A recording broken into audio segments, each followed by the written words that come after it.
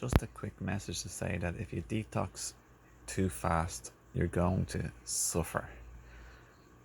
I've seen this happen to many people who've detoxed too fast through stuff like long water fasts, intermittent water fasting, big time, big intermittent water fasting, but also intermittent dry fasting, especially when any of this is combined with fruitarian or fruits only eating too. Okay, if you do any of these things, what can happen is you can go off the rails after a while, and your body enters such a deeper stage of detoxification that an overload of toxins are being accumulated in their release in the body. You're not eliminating them fast enough out of your pee and your poop. It's in the bloodstream, they're out floating. So there's a huge difference between locked or stored toxins and released toxins.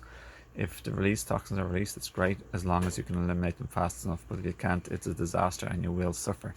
People then will crave stuff like stimulants and heavy dense food, and I've seen 3 ex-vegans who said they felt the best ever on fruits and that lifestyle, that then suddenly, because they did these things like I mentioned already, they started going for raw meat, because it's a stimulant, because of the adrenaline from the scared dying animal, and also because it's heavy, it slows down your detox, so you get you don't have any more toxins that were locked or stored being released anymore.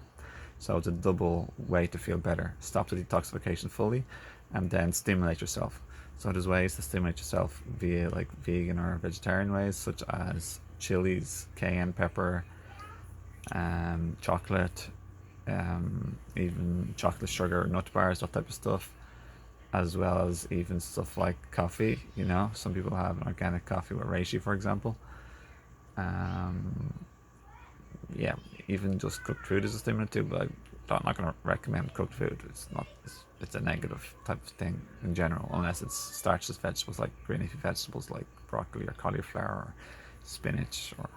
But even still, it is actually negative in my opinion. Not to judge that, because if you're coming from a very negative diet and health and you're definitely making levels of improvement, having those is far better than sticking stuff like cigarettes, alcohol, factory farmed products, processed food, etc., etc., etc. So it's obviously much better than cooked meat and dairy diet and all this sort of stuff.